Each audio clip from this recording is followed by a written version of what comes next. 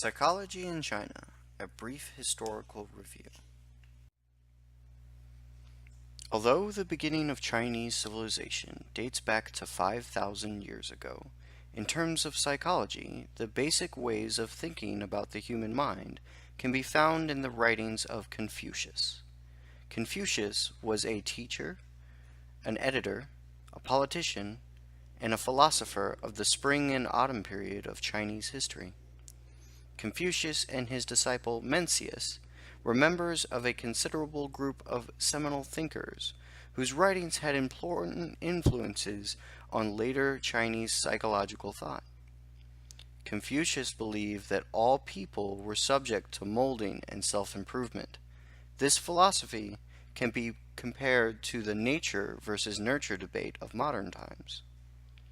One of his famous quotes is saying that I am not one who was born in possession of knowledge.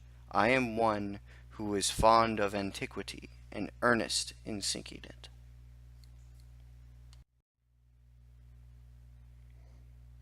Sun Quan, also widely known as Sun Tzu, was a Chinese Confucian philosopher who lived during the Warring States period and contributed to the 100 schools of thought.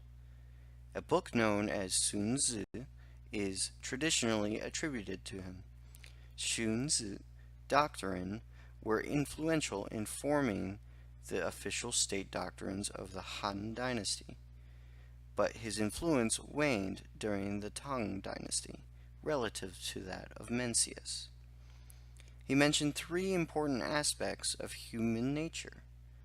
The first, nature, is relative to cognition and perception, or the outcome of heaven. Feeling, the essence of nature, includes love, dislike, happiness, anger, sorrow, and joy of nature. Desire is the response of the feelings to things. He is known for saying, if human nature is allowed to run its course, struggle and violence will result. Lao-Tzu was a Chinese philosopher during the Warring States period. He was a contemporary of Mencius, and most of our knowledge about him comes from the Mencius book titled Lao-Tzu. Lao-Tzu believed that human nature was neutral, being neither good nor evil.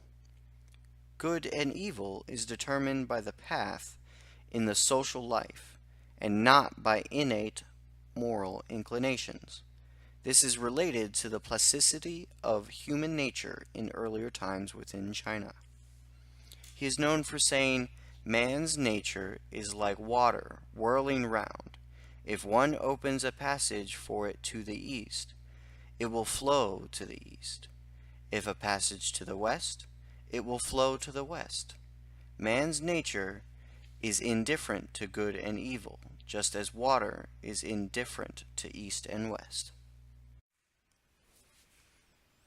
Early Chinese psychology was influenced by Western influences. Jesuits introduced psychology into China.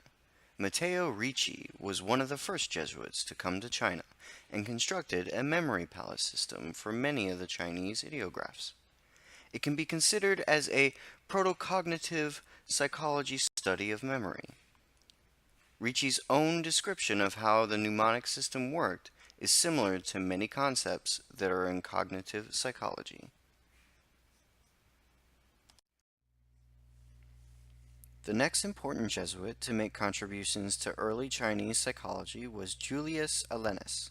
He came to Macau in 1611, then entered inland China in 1613, and lived there until his death. His A General Account of Western Studies, written in 1623, was an introduction to Western science and philosophy. In this work, the most praised philosopher was Aristotle, who was considered the supreme thinker in history. The next Jesuit who dealt with psychology was Francis Sambiase, who came to China in 1613.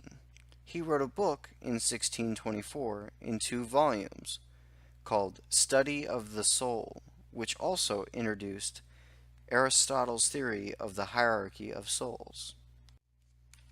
As you can see from these examples, the Jesuits' teachings of psychology was mainly influenced by Aristotle and later by Thomas Aquinas and St. Augustine. They were responsible for transmitting the basic ideas of Western scholastic psychology into China. This is a picture of Francis Sambiase and Su Guanji discussing their thoughts together. Modern Chinese scientific psychology came into existence only after China had more contact with the West. However, at that time, psychology was still a branch of philosophy. Modern Chinese psychology came into existence after the Opium War of 1840, when Western psychology began to be disseminated in China along with other Western influences.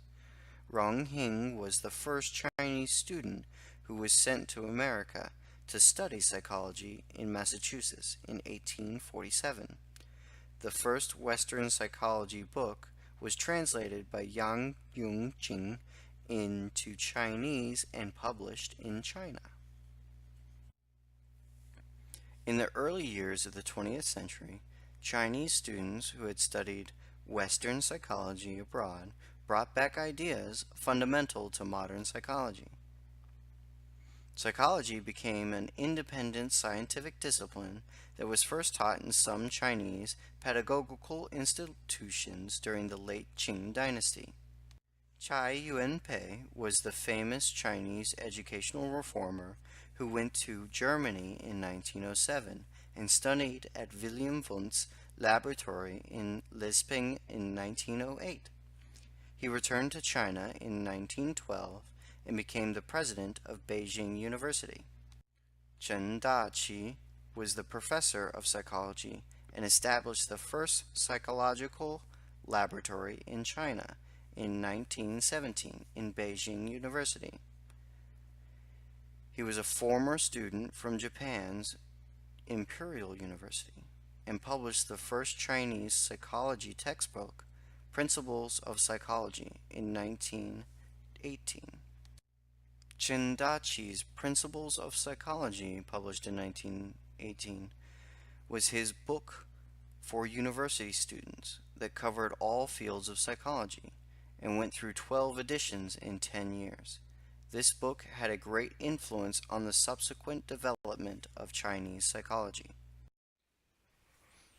This is a picture of Cai Yuanpei and Chen Daqi.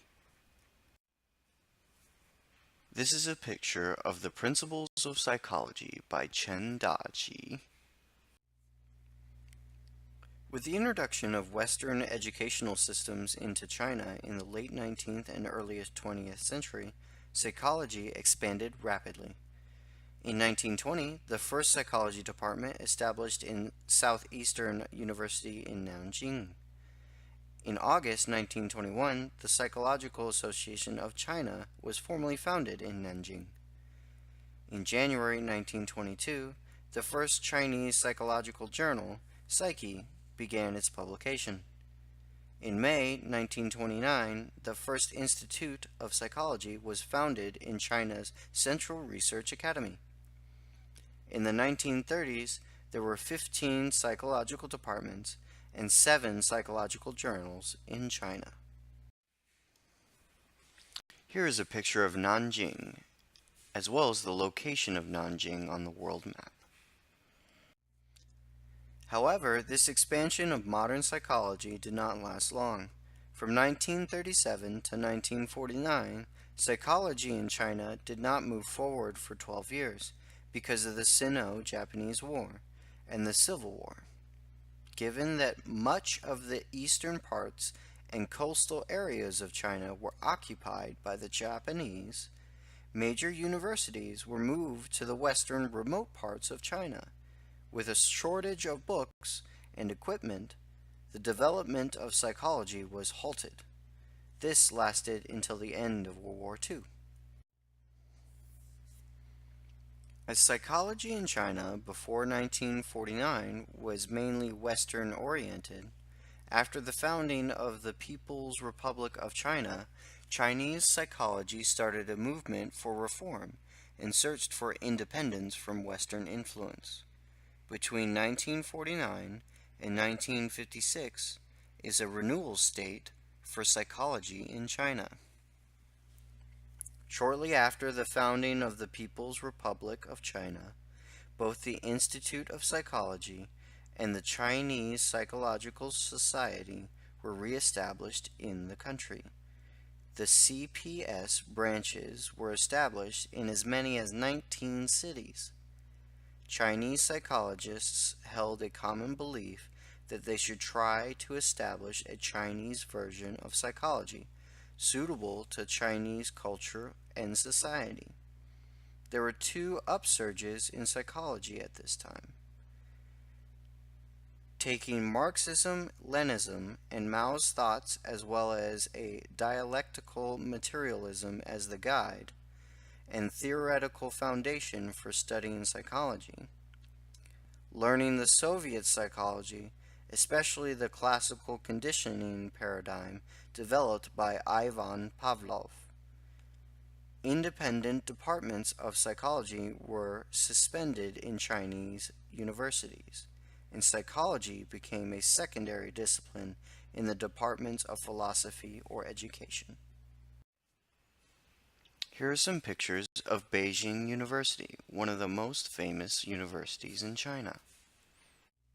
Critique and preliminary research.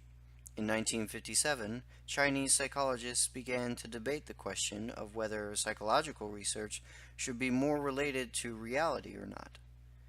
It was strongly emphasized that psychology must serve the Chinese socialist construction. 3 textbooks written in Chinese were published during these years: Essential Psychology, Child Psychology, and Educational Psychology. These books reflected a significant development in the field of psychology in China. In short, Chinese psychology was enjoying a preliminary prosperity at this stage. Chinese psychologists were trying to find an independent way of thinking to establish the Chinese culture. Psychologists were also paying more attention to laboratory experiments and field research. Stagnation. In 1966, the 10-year Cultural Revolution began. Psychology was abandoned completely in China. Psychology was labeled the bourgeois pseudoscience. China's only Institute of Psychology was disbanded. Psychology courses were canceled in universities and colleges. Psychology books were banned and even burned. Psychological laboratories were closed down. Most Chinese psychologists were forced to change their professions. Some were sent to do manual labor in the countryside to have their brains washed, and a number of them did not survive the political persecution and died. Only a few managed to carry on their studies under unfavorable conditions. Here we see some pictures of the Cultural Revolution, where they were burning and destroying books. From 1977 till present is the developmental stage for psychology. International exchanges were opened up, and with them, various new schools of thought and new research tools were introduced into the country. Chinese psychologists broadened their horizons into new fields of research and were able to adapt to more varied approaches. In the late 1970s, the Chinese government engaged in political reforms and opened up to the outside world, which led to the rehabilitation of psychology and its recognition as a credible and potentially useful scientific discipline. Both the Chinese Psychological Society and the Institute of Psychology were restored in 1977. The Chinese Psychological Society joined the International Union of Psychological Science in 1980. Many Chinese psychologists visited other countries, and psychologists from abroad visited China and lectured in China's universities. Today, more and more Chinese are interested in studying psychology. Thousands of psychology books have been published to meet the demands. Although Chinese psychology is still not mature when compared with some Western countries, it has made rapid progress since the late 1970s. Found here, you will find all the references to this presentation.